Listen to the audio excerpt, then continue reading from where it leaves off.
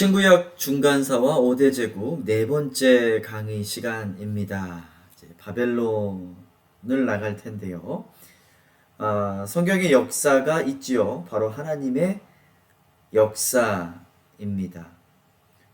반대로 세상의 역사도 있습니다. 세상의 역사는 아수르부터 시작되어지죠.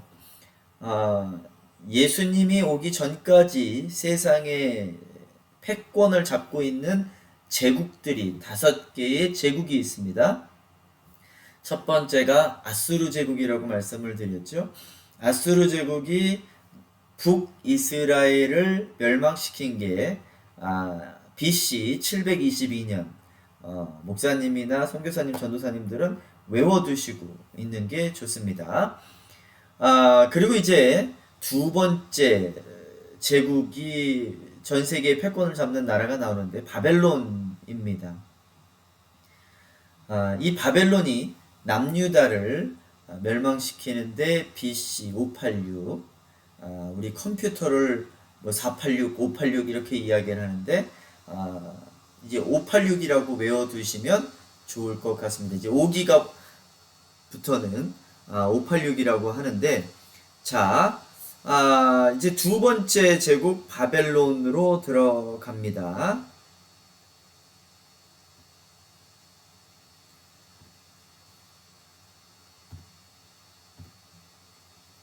지난 시간에 배웠던 내용을 잠깐 복습을 하자면, 이 세상 나라를 통하여, 세상의 패권을 잡고 있는 나라를 통하여 이스라엘을 멸망시킵니다. 그래서 이제 하나님께서 선지자들에게 곧 이 나라가 멸망할 것이다 라고 선포하라고 하죠. 그래서 이제 선지자들이 물어봅니다. 어떤 나라를 통해서 멸망당하냐? 바벨론이다, 아수르다 뭐 이렇게 이야기하니까 하박국, 뭐 학계 이런 선지자들은 하나님께 이렇게 따집니다. 아니 어떻게 저렇게 악한 나라를 통하여서 이 이스라엘 하나님의 백성들을 멸망시킬 수 있습니까? 라고 따지는 부분들이 굉장히 많이 나옵니다. 요것을 이야기하는 거예요. 하나님은 악한 나라도 쓸 수 있고 선한 나라도 쓸 수 있고 하나님께서는 모든 세상의 역사를 이끌어 가십니다. 그래서 민주당도 쓸 수 있고 또 리퍼블리칸 공화당도 쓸 수 있고 한국에서는 보수당도 쓸 수 있고 민주당도 쓸 수 있다 라는 거죠. 중요한 것은 모든 역사들을 하나님께서 이끌어가고 계신다라는 것입니다. 근데 왜 이들이 멸망을 당했다라고 말씀을 드렸죠? 지금 남유다가 멸망당하는 그 시점부터 요때가 한 2500년 전이에요. 2500, 우리로부터 2500년 전입니다. 예수님으로부터는 500년 전이고, 그 시점부터 1000년 전에 모세가 이스라엘 백성들을 애굽에서 이끌어내서 시내산으로 가지요. 그리고 그곳에서 하나님과 언약을 맺습니다. 언약을 맺습니다. 잠시만요. 죄송합니다.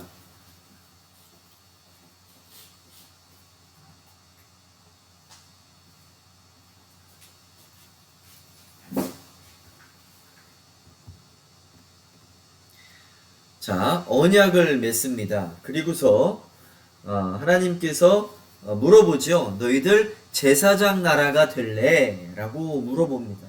그래서 출애굽기 19장 그리고 24장에서 똑같은 질문을 하세요.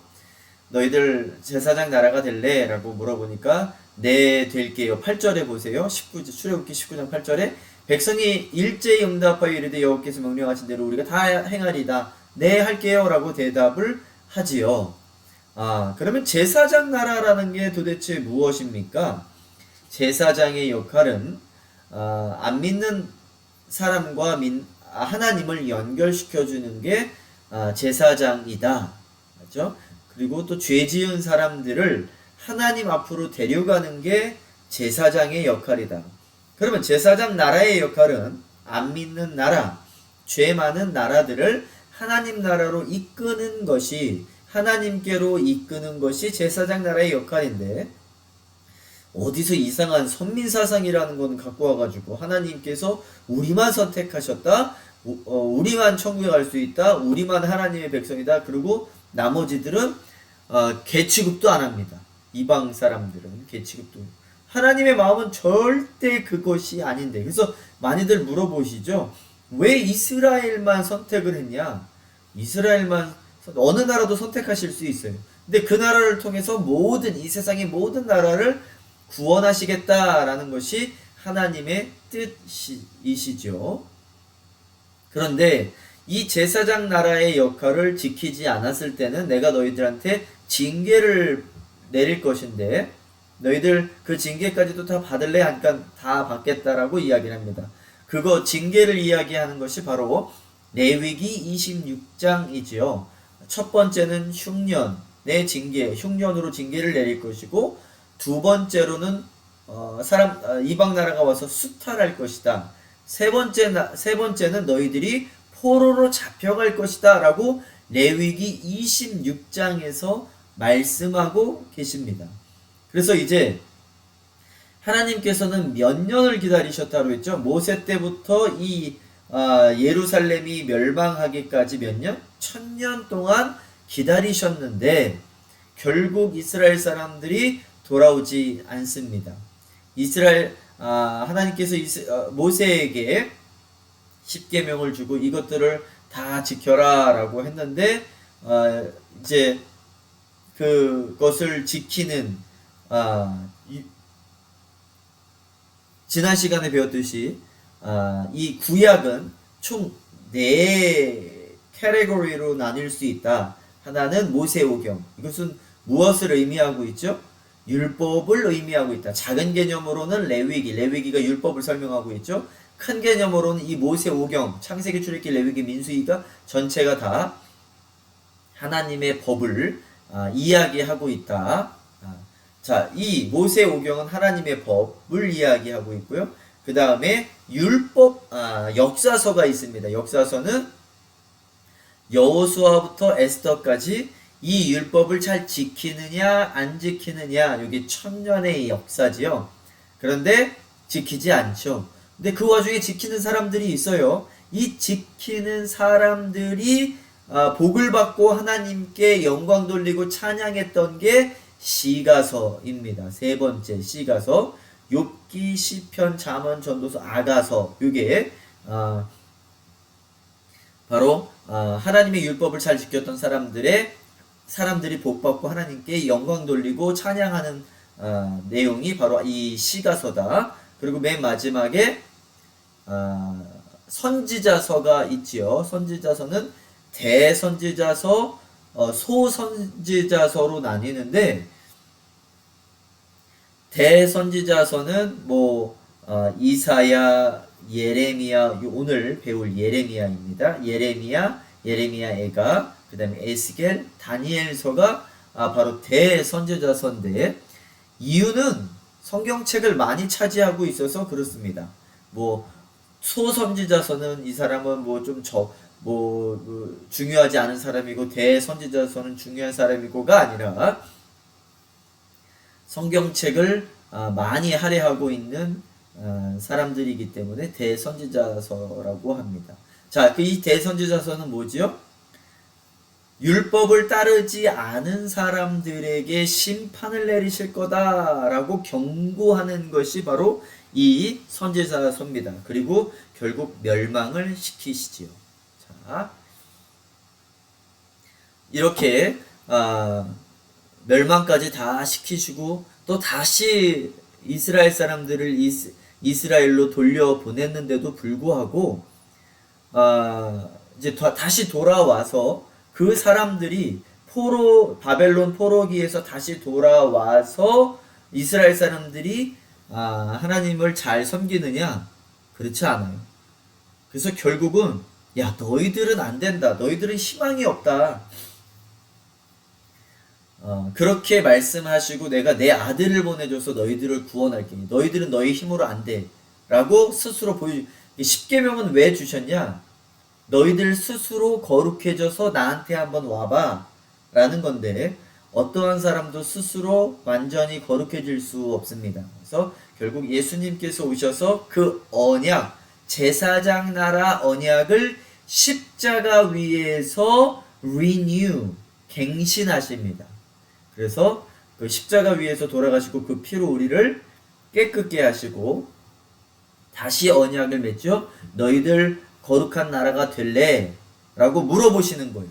그래서 예수님을 믿는 사람들에게는 예수님 나의 죄를 회개합니다. 그 피로 나로 덮어주셔서 쉬게 하여 주시옵소서 라고 고백하는 것이 내가 하나님의 제사장 나라가 되겠습니다. 택하신 족속 왕같은 제사장이 거룩한 나라가 되겠습니다. 소유된 백성이 되겠습니다. 라고 고백하는 것이 바로 십자가 사건에서 우리가 그 십자가 앞에서 고백하는 겁니다. 그게 베드로전서 2장 9절이죠.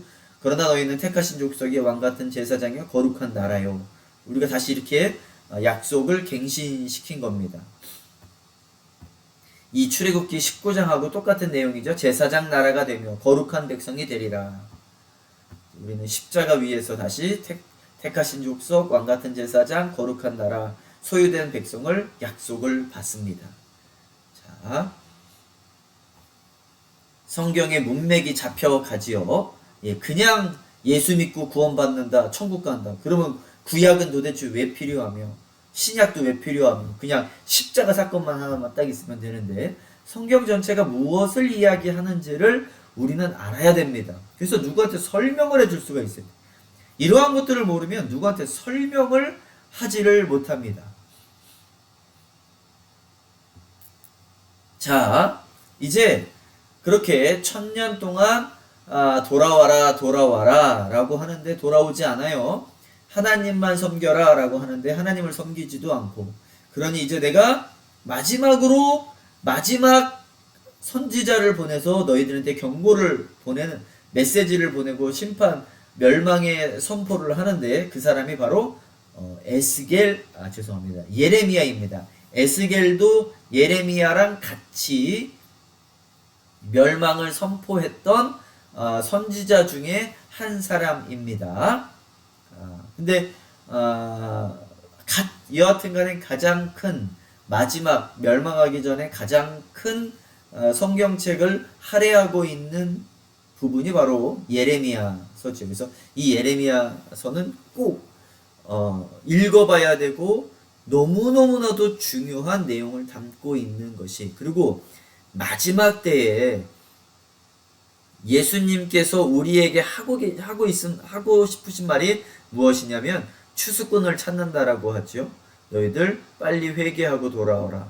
또 요한계시록에서는 7교회가 나오는데 첫 교회가 에베소 교회인데 에베소 교회한테 뭐라고 그러죠? 첫사랑을 회복하고 빨리 돌아오라 라고 하는 내용하고 똑같죠. 구약에서 내게로 다시 돌아오라.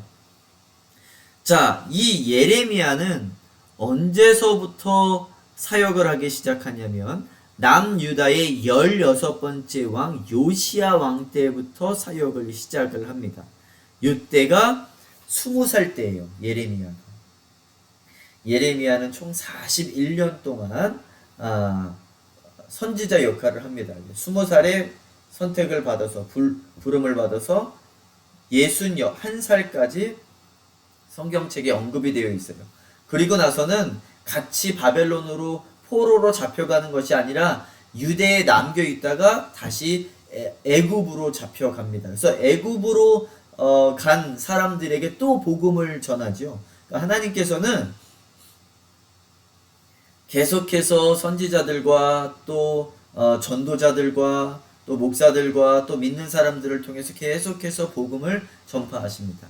자, 우리 지난 시간에 배웠던 요시야 16대 북이스라엘의 왕은 몇 명이 있었다? 19명이 있었다. 19명 중에서 왕조가 몇 번 바뀌었다? 9명이 바뀌었다. 2명에 한 번꼴로 왕이 바뀌는 거예요. 김씨에서 이씨로 바뀌고 그 다다음 왕에서 이씨에서 뭐 박씨로 바뀌고 뭐 이렇게 쿠데타가 9번이나. 그러니까 북이스라엘은 엉망진창인 나라였다고 보면 됩니다. 세상의 어느 나라도 이렇게 자주 바뀌지는 않아요. 자, 남유다에서는 선한 왕, 다시 말해서 하나님을 믿는 왕이 있었다 없었다? 한 명도 없었다. 남유다는 좀 전에 북이스라엘 이야기했었고요. 지금 남유다는 총 왕이 20명 있는데 다 누구의 후손들이다? 다윗의 후손들이다. 한 번도 구테타가 일어나서 그 왕이 죽고 다른 성씨의 왕으로 바뀐 적은 남유다에선 없습니다. 뭐 그럼에도 불구하고 선한 왕은 뭐 8명밖에 없습니다. 그 8명 왕 중에서 마지막 왕이 선한 왕이 16번째 요시야 왕이. 요시야 왕은 8살 때 왕이 되어집니다. 그리고 한 10대 때 성전을 청소하다가 성전에서 신명기 성경책을 찾아요. 그리고 나서 읽어보니까 아니 성경 말씀이 이랬다는 거야. 우리가 하나님께로 돌아가야 되고 하나님만 섬겨야 되고 이런 말씀이 있었다라는 거야. 그러니까 그전에는 이 사람들이 이스라엘 사람들이 성경책을 읽었다는 거예요? 안 읽었다라는 거예요? 안 읽었다라는 거예요. 그래서 요시야가 성경책을 읽고 옷을 찢고 머리에 재를 뿌리고 종교개혁을 합니다. 모든 이방 종교 신상을 무너뜨리고 다 쫓아내라. 그리고 하나님만 섬겨라 라고 종교개혁을 하죠. 자, 이게 바로 요시야 왕입니다. 이때 이제 느부갓네살 왕이 아수르를 멸망시키고 바벨론이 세워져 가고 있을 때입니다. 그래서 BC 625 우리나라 625인데 여기서는 지금 연도를 이야기하는 겁니다. BC 625년도에는 느부갓네살의 아버지 나보폴라살이 그 바벨론 지역에서 구테타를 일으켜요. 그리고 612년에 그 바로 위에 아수르의 수도 니느웨이를 요나가 가서 복음을 전했던 니느웨이를 가서 점령을 합니다. 그리고 무너뜨리죠. 그리고 그때서부터 아수르는 멸망해 갑니다. 그리고 609년에 이제 612년에 니느웨이를 멸망시키고 609년에 갈그미스 이제 왼쪽으로 와서 두 번째 큰 도시죠. 우리나라 부산과 같은 그 도시에 가서 그 갈그미스 지역을 이제 멸망시키려고 공격을 들어갑니다. 근데 그때 갈그미스 1차 전쟁이 벌어지는데 그때 아수르를 도와서 누가 같이 도와줬다 그랬죠? 애굽 왕 느고가 올라가서 도와줍니다. 그때 요시야 왕이 무기또에 와가지고 느고 왕을 막지요. 그리고 너 절대 못 가. 하도 그냥 애굽한테 못 살게 구름을 당해가지고 그 느고 왕을 막고서 너 못 가라고 합니다. 그랬다가 느고 왕이 그래요. 내가 가려고 하는 거가 아니라 너의 신 하나님께서 나보고 가라고 그랬어. 성경책에 이렇게 나와요. 이걸 우리가 어떻게 해석해야 되느냐.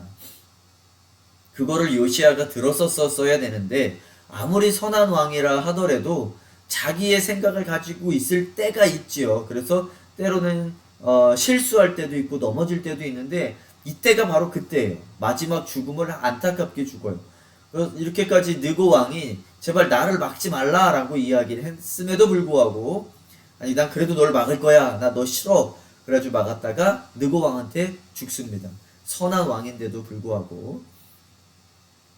자, 이게 무기또 전투를 끝내고 이제 느고 왕이 갈그미스에 가서 갈그미스 아수르를 도와 바벨론을 치는데 바벨론한테 결국 지지요. 그리고 도망가요. 쭉 다시 이스라엘로 내려와서 애굽으로 도망갈 때 이제 요시야 왕이 죽자마자 여호아하스 요시야의 세 번째 아들이 왕이 되어져요. 그리고 전쟁이 3개월 동안 이루어지다가 지구서 내려오면서 여호아스 왕이 3개월째 되던 그때 그냥 분풀이를 하죠. 네 아버지가 나를 막지만 않았어도 뭐 병력이 더 살아있을 텐데 뭐 이러고서 그러면서 여호와하스를 끌고서 내려갑니다. 그러니까 왕은 3개월밖에 못했어요. 17대 왕 여호와하스는 3개월밖에 왕을 못합니다. 그리고 나서 여호와김, 요시아의 둘째 아들 여호와김을 왕으로 세워놓습니다. 11년 동안 왕 역할을 하는데, 이 여호와김이 그러면서 이제 쭉 도망가면서 바벨론 왕이 너 나 잘 섬겨야 돼 뭐 이러고서 이스라엘을 떠나요. 그러면서 잘 섬겨야 되는데 난 안 섬겨 그러고서 애굽 왕 느고를 섬깁니다. 그래서 승질나 가지고 느부갓네살 왕이 이스라엘도 공격하러 와요. 그때가 605년이에요. 그래서 이게 느부갓네살 바벨론의 1차 침공이라고 합니다. 605년에 바벨론의 1차 침공. 1차 침공을 했다가 완전 멸망시키지는 않고 사람들을 그때 많이 잡아가요. 어마어마하게 많이 잡아가는데 그때 잡혀갔던 사람이 바로 다니엘입니다. 다음 시간부터는 그 다니엘서에 대해서 쭉 배웁니다. 다니엘서가 바벨론 전체 역사를 다루고 있습니다. 자, 그리고 나서도 또 이 여호와김을 또 잡아가요. 그러면서 597년 동안 이렇게 하면서 또 잡아가요. 그러면서 이제 바벨론의 느부갓네살 왕이 이 여호와김을 아들로 세웁니다. 597년도 때. 근데 이때도 또 바벨론을 섬기지 않고 애굽을 섬기려고 하니까 바벨론이 또 쳐들어와서 2차 침공을 합니다. 597년에 2차 침공을 해서 또 많은 사람을 잡아가는데 그때 잡혀가는 사람이 유명한 사람이 에스겔 선지자입니다. 에스겔 선지자. 그리고 이제 마지막 이 여호와김도 잡혀가요. 그리고 이제 시드기야가 이 여호와김은 여호와김의 아들입니다. 시드기야는 요시야의 아들이에요. 그러니까 여호와김의 삼촌이죠. 요시야의 넷째 아들인데 이 삼촌이 시드기야가 왕이 되어지는데 이 시드기야도 바벨론을 섬기지 않고 애굽을 섬겼다가 또 느부갓네살 왕이 그것을 듣고서 또 쳐들어옵니다. 그때가 쳐들어온 게 588년도. 요 시간은 시드기야가 11년 동안 통치한 기간입니다. 그러면 바벨론이 언제 쳐들어오느냐? 588년 BC입니다. 10월 10일 날 이제 도착을 해요. 그러니까 이스라엘 사람들이 어떡하냐, 진짜 우리 죽겠다, 우리 금식하고 애통하자, 뭐 그리고 587년도 때 성을 에워싸고 586년 586 때 이제 예루살렘 성이 완전 무너집니다. 완전 돌 위에 돌 하나 없을 정도로 완전 무너집니다. 그래서 그 예루살렘 성도 무너지고 예루살렘 성전도 무너지고 예루살렘 성 안에 성전이 있었지요. 그 성전 안에 있는 모든 집기들, 무슨 금 컵이라든지 무슨 7 메노라, 7 촛대, 그리고 떡상, 뭐 이런 모든 것들이 다 이제 빼앗기죠. 바벨론에 빼앗기죠. 그 동안 16대 왕부터 20대 왕까지 있으면서 너희들 회개해야 돼, 돌아와야 돼, 아니면 하나님께서 바벨론을 들어서 이 나라를 멸망시킬 거야 라고 41년 동안 말씀을 선포했던 사람이 예레미야입니다. 예레미야는 너무너무도 중요한 사람입니다. 자, 예레미야를 잠깐 요약해 보겠습니다. 예레미야는요 52장이나 있습니다. 굉장히 긴 성경책입니다. 창세기가 50장인데 예레미야는 52장이에요. 자, 남유다 멸망 때 마지막으로 있었던 선지자가 예레미야 선지자다. 아주 중요합니다. 예레미야는 몇 살 때 선지자로 불림을 받았다? 20살 때. 그리고 몇 년 동안 선지자 역할을 했다? 41년 동안 선지자 역할을 했다.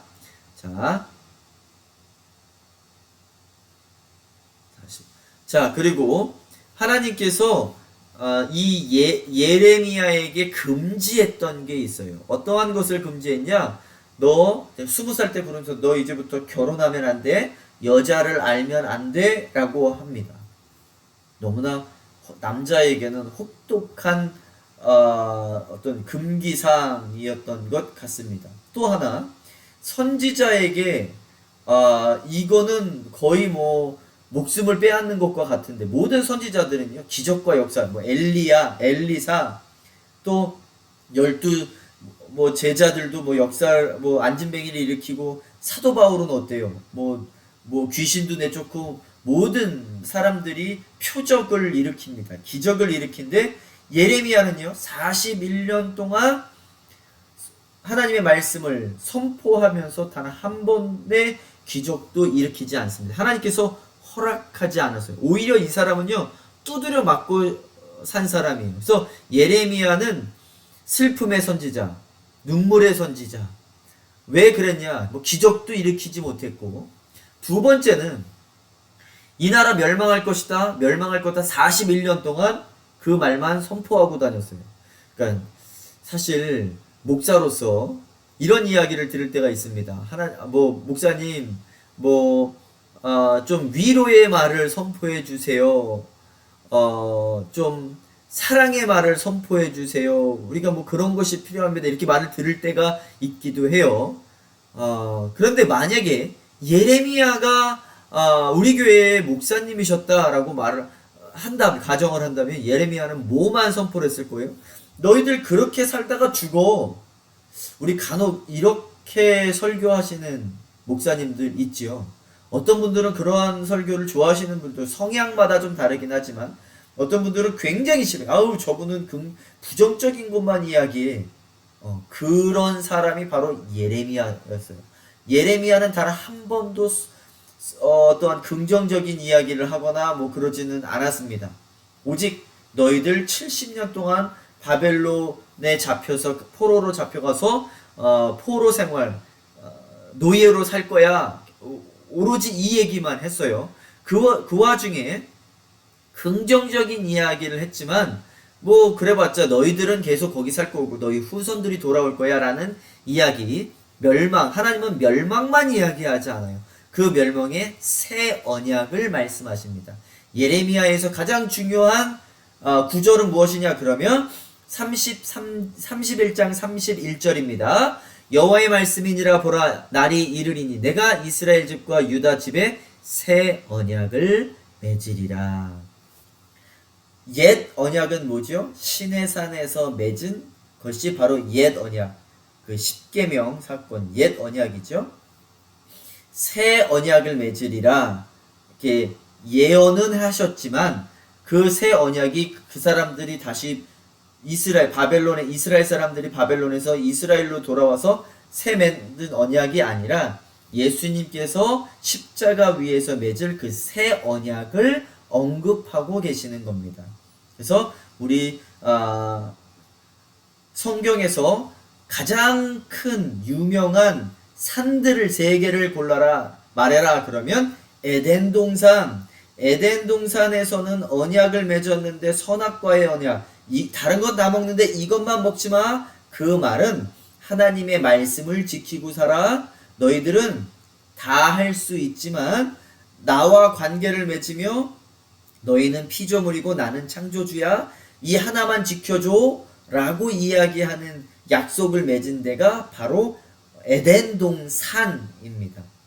근데 이 언약을 지키지 못하죠. 그래서 다시 시내산으로 가서 너희들 나랑 언약 맺을래? 라고 하니까 네 맺겠습니다가 출애굽기 19장에서 나오지요. 근데 그 언약을 지켜요? 못 지켜요. 그러니까는 하나님께서 이 백성들을 데리고 어느 산으로 갑니까? 갈보리산에 가서 십자가 위에서 예수님께서 돌아가시면서 언약을 맺는데 너희들이 언약을 지킬 건 없어. 그냥 내가 알아서 이 언약을 갱신할 거야. 그냥 너희들은 믿기만 하면 돼. 라고 하면서 예수님께서 십자가 위에 돌아가시면서 율법 조문은 폐하시고 골로새서 갈라디아서 고린도전서에서 내가 십자가 위에서 그 율법 조문을 폐했다. 그리고 은혜의 언약을 맺었다. 라고 말씀을 하시죠. 자, 그것이 바로 이제 새 산입니다. 언약의 새 산, 에덴 동산, 시내 산, 그리고 갈보리산. 성경은 문맥을 가지고서 해석을 해야 됩니다. 하나님 나라로 해석을 할 건지, 성령으로 해석을 할 건지, 또 거룩으로 해석을 할 건지, 예수의 피로 해석을 할 건지, 어떠한 문맥을 가지고서 쭉 해석을 할 수 있죠. 언약으로 한다면 세 산이 필요해요. 에덴 동산, 시내산, 갈보리산. 자, 이게 이제 예레미야의 아주 간단한 요약입니다. 그 새 언약, 옛 언약이 있고 새 언약이 있지요. 그 새 언약은 어디서 약속하셨다고요? 예레미야 31장 31절. 자, 한번 비교해 보겠습니다. 옛 언약, 시내산에서 맺은 그 옛 언약은 출애굽기 19장 1절에 백성을 삼으십니다. 내가 너희를 제사장 나라로 내 백성으로 삼겠다. 이 말씀을 하세요. 그리고 예레미야 16장 15절에서는 너희들이 포로로 돌아와서 내가 너희들을 새 언약 백성으로 또 삼겠다 라고 말씀을 하시죠. 근데 이것 또한 지켜지지 않아서 결국 어느 산에서? 갈보리산에서 십자가를 통해서 그 새 언약 백성이 성취되어집니다. 자, 출애굽기 24장에서는 어떠한 일이 벌어지냐? 너희들이 나의 백성이 되어지려면 이 율법을 지키면서 살아야 돼. 그리고 율법을 주지요. 그게 뭐예요? 십계명입니다. 그 십계명을 주시는데 이 십계명을 다 지켜요? 못 지켜요? 못 지켜요. 그러니까 예레미야 31장 33절에 마음의 율법을 기록하라. 이게 무엇이냐면 내가 성령을 줄게.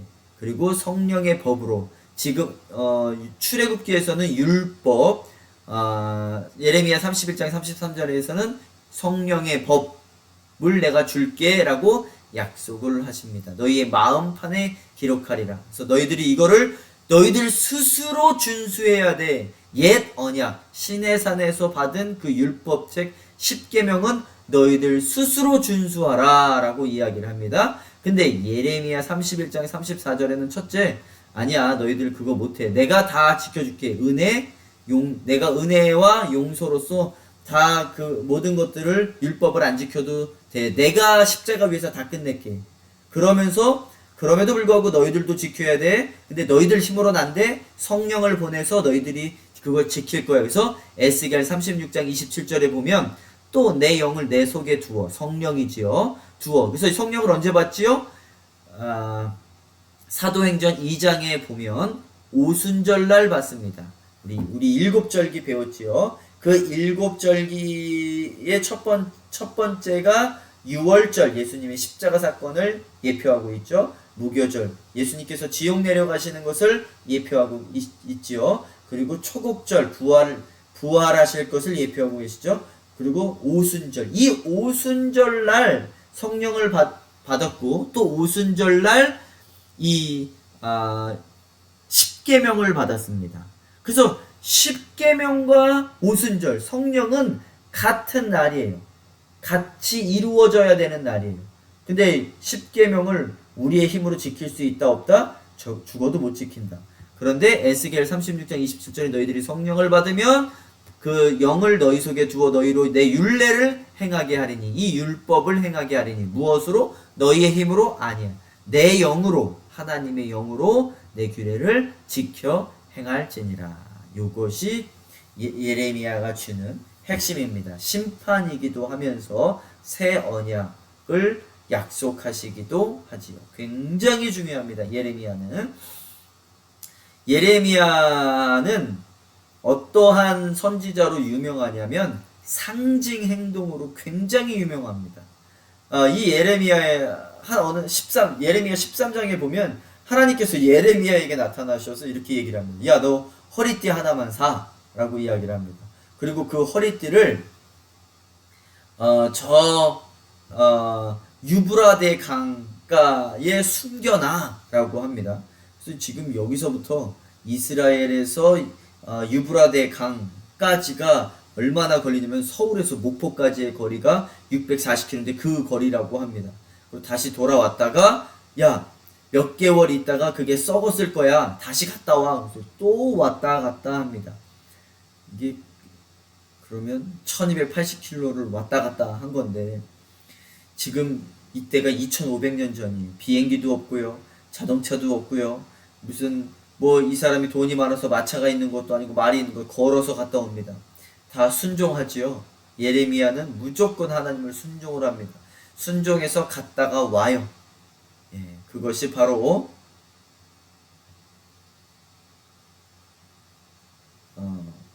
그 허리띠 사건이에요. 근데 이 허리띠는 무엇이냐? 그러니까 그 바벨론의 강가에 돌 밑에 숨겨놨으면 물기도 있고 축축할 거 아니에요? 거기에 몇 개월씩 있으면 이 끈이 허리띠가 어떻게 됐겠습니까? 썩었겠지요.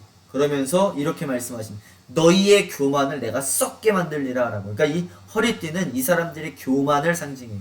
허리띠는요, 그때 당시에 그 중동 사람들이 입는 그 원피스, 우리나라 한복같이 원피스 같은 그 옷에 활동을 하기 위해서 또 전쟁을 하기 위해서는 그 위에 허리띠를 맵니다. 거슬려 거리지 않게. 그리고 그 허리띠는 나의 자존심이에요. 나의 위치를 이야기해 줍니다. 이렇게 더 금으로 만들수록 내가 높은 사람이다라는 것을 말해주고 있어요. 그래서 이게 나의 자랑, 교만인데 그 자랑과 교만을 내가 썩게 할 것이다 라는 의미로 가서 묻고 와라 라고 이야기를 하죠. 그러면 그러니까 또 갔다 와요. 예레미야는. 자, 이제 그 행동이 있고요. 자신의 삶의 삶을 통하여서 보여줍니다. 자신의 삶은 어떠한 거죠? 고난, 슬픔, 매일 고난스럽고 매일 슬프고. 그래서 예레미야는 심리학자들이 이렇게 얘기를 해요. 우울증에 걸렸을 거라고. 정말 그렇습니다. 그런 내용들이 좀 나와요. 예레미야를 읽어보면. 또 깨진 항아리 하면서 너희들은 지금 깨졌다. 그리고 하나님께서 그 pottery가 한국말로 뭐죠? 이거 만드는 사람, 도자기 만드는 사람, 하나님은 도자기 만드는 사람, 너희들은 항아리야 라고 표현을 하면서 그 도자기 만드시는 분이 언제든지 항아리를 깨뜨릴 수 있는 것처럼 너희들도 훈련시킬 수 있고 깨뜨릴 수 있어 라고 보여주는 게 이 19장 사건입니다.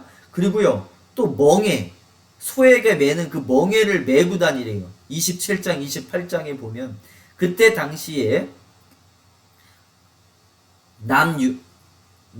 남유다로 다른 이방 국가 그 사신들이 와요. 그리고 그 사신들 앞에서 멍에를 메고 돌아다니라 라고 하나님께서 시킵니다.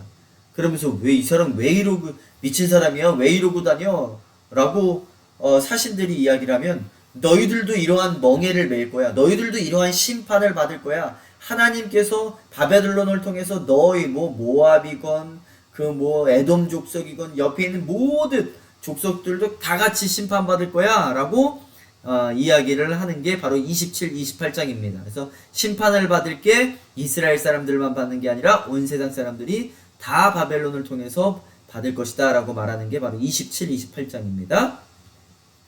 자, 그리고 또 32장에 보면 이 사람이 지금 이렇게 멸망을 선포하고 다니다가 감옥에 잡혀요. 왕들이 이 예레미야를 감옥에 잡습니다. 그리고 나서 그때 조카가 와가지고 이렇게 물어봅니다. 삼촌, 땅 사실래요? 아니 지금 조금 있으면 멸망당한다는데 70년 동안 여기는 황폐하게 될 것이라는데 아니 지금 조카도 그렇지 땅 사라고 그러고 감옥에 잡혀있는 예레미야에게 땅 사실래요? 그렇게 물어봐요. 또 하나님은 또 그래요. 그 땅 사라 이렇게 이야기를 합니다. 무슨 의미냐? 70년 만에 너희들이 돌아와서 이 땅을 회복할 것이야 라는 것을 의미해주고 있습니다. 그래서 하나님은 이렇게 행동을 통해서 상징적인 것을 보여줍니다. 그래서 우리가 걷다 이렇게 운전을 하다가 사고가 날 수 있지요. 그런데 그 모든 사고가 하나님께서 나에게 잘못을 가르쳐 주기 위한 그런 것은 아닙니다. 그런데 때로는 그럴 때도 있어요. 나에게 회개를 시키시기 위해서 어떠한 사건이 일어나게 만들고 어떠한 꿈으로도 설명을 해주시기도 하고 환상을 보여주시기도 하는데 이러한 상징 행동들을 통해서 하나님께서는 미래를 예언해주고 있습니다. 큰 돌 사건 51장에 큰 돌 사건도 있었고요. 그 다음에 토기장이 비유도 있었고요. 그리고 이제 8번은 금지 당하는 삶을 산다. 결혼도 못하게 하고 자녀 갖는 것도 못하게 하고 심지어 기적을 일으키지 못하게 만들며 또 조문과 잔치도 가지 못하게 합니다. 너는 기쁜 잔치도 가지 마. 이렇게 말씀을 하십니다. 그러고 보면 예레미야가 참 힘들었다. 저는 예레미야를 서를 읽으면 정말 저도 12년 동안 선교사 출신이지만 예레미야처럼 선교를 하라고 한다면 매일 41년 동안 부정적인 얘기만 하고 너희들은 죽을 거야. 곧 있으면 멸망이 올 거야. 라고 이야기를 한다면 제 스스로도 너무 힘들고 어려울 것 같아요. 결혼도 하지 마. 자녀도 갖지 마. 잔치도 가지 마. 야, 이거 너무나 힘들지만 하나님께서는 예레미야를 그렇게 시키셨다. 그 정도로 지금 아주 급박한 상황입니다. 조금 있으면 바벨론이 쳐들어와 멸망시킬 것이니까 그렇죠. 자, 이제 예레미야서에 거짓 선지자들이 또 나옵니다. 그 유명한 세 거짓 선지자가 나오는데 바스훌, 하나냐, 스마야라는 선지자들이 나오는데 20장에 나오는데 이제 악행을 하는데 예레미야를 바스훌은 때리고요. 목에 고랑을 씌우기도 하고 채우기도 하고요. 또 멍에를 씌우기도 하고요. 때리기도 하고 그렇습니다. 그리고 거짓 예언을 합니다. 70년 만에 돌아올 건데 일찍 돌아올 것이다. 그리고 살짝 바벨론이 쳐들어왔다가 그냥 갈 것이다. 이렇게 거짓 예언을 하죠.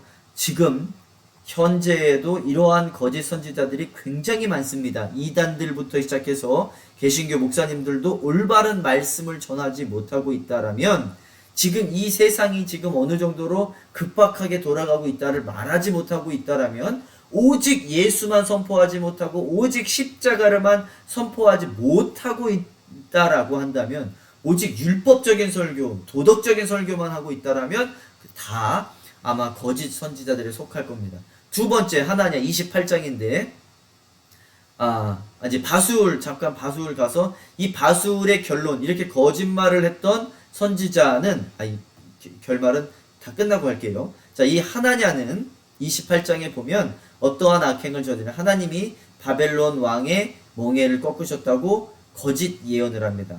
그래서 바벨론 왕이 곧 있으면 죽을 거야. 이렇게 이야기를 합니다. 그리고 너희 여호와 왕과 유다 포로도 또 성전의 모든 기구도 2년 만에 다시 돌아온다. 이렇게 이야기를 거짓 예언을 하고 있죠. 왜 그럴까요? 왕한테 잘 보이기 위해서. 왜 그럴까요? 백성들한테 잘 보이기 위해서. 목사님들도 그럴 때가 있어요. 성도들에게 잘 보이기 위해서 심한 말 못합니다. 잘못하고 있는데도 잘 못할 때가 있어요. 그건 저도 그래요. 제가 우유부단하고 또 제가 이렇게 좀 센 말을 잘 하지 못해서. 근데 요즘은 하려고 노력을 합니다. 좋은 말이 좋은 말만은 아닌 것을 알기 때문에. 자, 이제 마지막 거짓 선지자 스마야 29장을 보면 이러한 말이 나와요.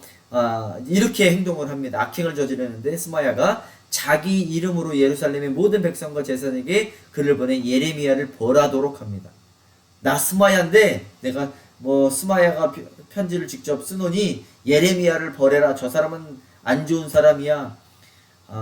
그때 당시에 어떠한 사람도 예레미야를 존중하거나 존경하거나 그러지는 않았어요. 그냥 부정적인 이야기만 하고 이상한 행동을 하며 다니는 사람으로만 치부시키고 그냥 너는 그렇게 살아 그러면서 욕하고 심지어 때리기도 하고 어디다 가둬놓기도 했습니다. 지금 이 시대에 필요한 게 이러한 예레미야와 같은 선지자죠. 근데 이 사람들이 어떻게 결말이 되어지냐? 바스울은 그와 그의 가족, 친구 모두 바벨론에 끌려가서 죽음을 예언합니다. 자, 이제 하나냐는 그가 예언하고 2달 후에 죽게 됩니다. 그래서 28장을 읽어보면 너가 죽으리라 이런 말이 나와요. 너가 이제 멸망하리라. 그런데 28장 그 뒷부분에 곧바로 2달 만에 하나냐는 죽습니다.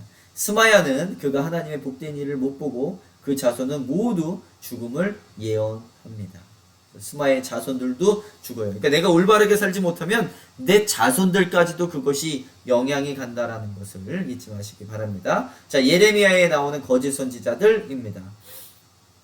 예레미야의 내용을 설명을 해드리겠습니다. 예레미야는 52장이 있는데요. 1장부터 2장 내용은 같은 내용인데, 자, 1장의 내용이 무엇이냐? 심판과 소망의 내용입니다. 1장 10절을 보면 내가 뽑고 파괴하리라, 이러한 말씀들을 하세요. 그런데 그렇게 부정적인 것만 이야기하는 것이 아니라 소망의 이야기도 말씀하십니다. 심고 건설하리라. 그 내용이 다 24장까지 계속 연결해서 나옵니다. 그래서 1장에서 24장을 다 설명함. 이 1장이 다 이렇게 뽑고 파괴하고 심고 건설할 것이다가로 설명을 다 해놓습니다. 이게 다 1장에서 24장 내용이에요. 멸망시키는 이유는 우리 말씀드렸듯이 출애굽 때 시내산에서 백성들이 모세를 통한 하나님과의 언약을 파괴했기 때문에, 그래서 이방신을 숭배했던 그런 것들을 이야기합니다. 그리고 당시 제사장, 왕, 선지자 모두가 타락했어요. 그리고 경고합니다. 과부, 고아, 이민자를 외면하는 너희들, 그러니까 하나님을 떠난 사람들은요, 사랑도 없어요. 과부, 고아, 이민자들을 외면합니다. 지금 우리 미국에서도 트럼프 대통령이 이민자를 외면하는데 참 어려운 문제이기는 해요. 이걸 어떻게 설명을 하고 어떻게 말해야 될지. 우리 교회도 마찬가지입니다. 지금 우리 그 미국에 있는 교회도 문을 열어놓으면 미국엔 거지들이 너무 많아요. 그리고 들어와서 그냥 앉아있고 화장실 쓰고, 근데 그러다가 혹시라도 우리 교인들이 다치거나 무슨 문제가 생긴다라면 어떻게 해야 되나, 이게 참 딜레마입니다. 또 장로님들이 이런 걸 갖고서 물어오는데, 참 그래도 들어오는 사람을 막지는 않아요. 이제 빨리 쓰고 이제 나가기를 바라고 있는데, 그렇다고 해서 또 빨리 나가라 이런 얘기도 못하긴 하지만, 참 하여튼 쉽지 않은 부분이긴 합니다만은.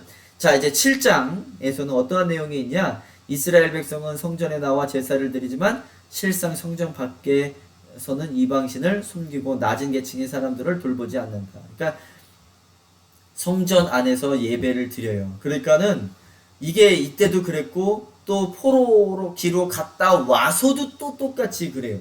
그러니까 말라기, 성경, 구약 성경의 맨 마지막 성경은 말라기지요. 말라기서에 어떠한 내용이 나옵니까? 누가 이 성전문 좀 닫았으면 좋겠다. 그러면서 이렇게 이야기를 합니다. 너희들이 드리는 예배는 똥과 같다라고 표현을 합니다. 말라기에서 아주 무섭게 혼내십니다. 그래서 저는 이런 생각도 한번 해봤어요. 우리 2020년도 때 우리 교회를 셧다운한 적이 있죠. 코비드-19 때문에 셧다운한 적이 있는데, 혹시 지금 우리의 교회도 올바로 된 예배를 드리지 않기 때문에 하나님께서 닫으신 건 아닌지, 우리에게 경고하고 있는 건 아닌지라고 한번 생각도 한번 해보았습니다. 자, 26장부터 45장까지는 심판과 소망을 다시 언급한다. 26장에서 29장 지도자들에게 하나님께로 돌아올 것을 경고하지만 그들은 거부합니다. 자, 30부터 33장까지는 이스라엘의 미래에 관한 소망의 메시지를 전해주고 있습니다. 출애굽기 자 34에서 45장까지는 예루살렘의 포위와 멸망을 말해주고 있고, 46, 51장까지는 열방을 향한 심판과 소망의 시. 그러니까 북이스라엘이 멸망했고 남유다가 지금 멸망할 거야 라고 말하면서 남유다만 멸망하는 것이 아니라 주변에 있는 모든 나라가 멸망할 것인데, 애굽, 블레셋, 모압, 에돔, 암몬, 다메섹, 하솔 다 멸망할 거야 라고 선포하십니다. 자, 그리고 50에서 51장은 또한 바벨론도 악했으니 바벨론도 내가 심판할 거야. 어느 나라를 통해서? 페르시아를 통해서 바벨론도 멸망당할 것이다. 그래서 52장, 맨 마지막 52장은 어떠한 내용이 있느냐? 파괴와 포로. 이제 마지막 결론을 내리는 겁니다. 바벨론이 어떻게 성전을 파괴하고 멸망시킬 거며 백성을 포로로 끌고 갈 것을 묘사해주고 있습니다. 여호와긴이 포로에서 풀려나 왕의 식탁에서 함께 먹을 것을 예언하고 있고, 이것은 이스라엘 백성이 왕의 식탁에서 함께 먹을 것을 예표해주고 있는, 여호와긴의 그 왕이 그 바벨론으로 포로로 잡혀가잖아요. 그때 나중에는 이 여호와긴이 풀려납니다. 그 감옥에서. 그리고 그 느부갓네살 왕 식탁에서 함께 먹어요. 그것은 무엇을 의미하고 무엇을 상징한다고요? 이스라엘 백성이 왕의 식탁에서 함께 먹을 것을 예표해주고 있다라는 말씀입니다. 자, 이렇게 이스라엘 사람들은 바벨론이 쳐들어와서 포로로 잡혀가는 모습입니다. 자, 우리 하나만 더 설명하고서 제가 오늘 강의를 마치겠습니다. 마지막으로 이제 오늘 강의의 마지막으로 설명드릴 것은 제가 말씀드렸죠. 구약은 크게 4 category로 나누어지는데, 첫 번째는 율법서, 모세오경, 율법서, 그 다음에 역사서, 여호수아부터 에스더까지 그 역사서. 이 율법을 주시고 율법을 잘 지켰냐 안 지켰냐를 바라보시는 거예요. 시가서, 율법을 지킨 사람들이 복받고서 찬양한 것이 바로 시가서. 그 선지자서는 하나님의 율법을 지키지 않고 하나님을 떠나 멀리 살았던 그 사람들을 내가 심판하겠다 라고 말씀하는 게 선지자서라고 했는데, 그 중에서도 대선지자서, 나머지는 소선지자서라고 말을 하지요. 대선지자서는 이사야, 예레미야가 예레미야 애가까지도 썼죠. 그래서 제가 그냥 네 것만 갖고 왔습니다. 이사야, 예레미야, 에스겔, 다니엘이 그 대선지자입니다. 그거는 이유가 있다고 그랬죠. 이렇게 성경장이 이사야는 66장이나 있어요. 예레미야는 52장, 에스겔은 48장, 다니엘은 12장밖에 안 되지만 내용이 어마어마하게 무겁습니다. 이 다니엘서는 뭐라고 이야기를 하냐면 구약의 요한계시록이다. 그래서 요한계시록을 해석하려면 이 다니엘서랑 같이 나가야 돼요. 그래서 이때 몇 년 동안 선지자들이 몇 년 동안 선교 활동을 했냐? 이사야는 60년 동안, 예레미야는 41년 동안, 에스겔은 23년 동안, 다니엘은 70년 동안. 12장밖에 안 되지만 70년이나 선지자 역할을 했다.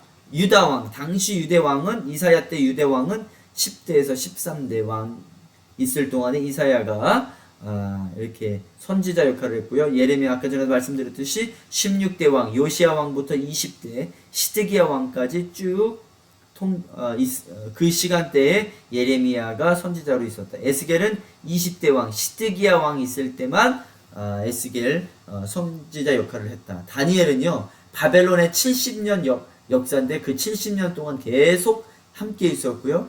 바사는 페르시아입니다. 이 페르시아가 쳐들어와서 바벨론을 멸망시켰을 때 첫 번째 왕까지도 함께 있었던 사람이 바로 다니엘입니다. 이 이사야는 선포를 경고하고요. 예레미야는 상징 행위를 말해주고 있고, 에스겔은 비유 묵시라고 말하고 있고, 다니엘은 역사 묵시라고 이야기를 합니다. 주제는 구원은 하나님 것, 유다의 멸망, 에스겔은 장차 있을 회복, 다니엘은 유다를 위한 하나님의 계획입니다. 자, 오늘 4강은 여기까지 하는 걸로 하고요. 다음 시간에 이제 바벨론 세 번째 강의를 들어가는데 다니엘서를 들어갑니다. 다니엘서도 제가 2강의를 할애를 할 텐데 2강의로는 너무 좀 약하긴 하지만 제가 나중에 기회가 된다면 다니엘서를 따로 한번 가르쳐 드리겠습니다. 다니엘, 에스더, 에스라 뭐 다 중요해요. 나중에 또 쭉 나갈 텐데, 하여튼 오늘은 여기까지 하고요. 다음 시간에 다니엘서를 나가는 걸로 하겠습니다. 수고하셨습니다. 다음 시간에 뵙겠습니다.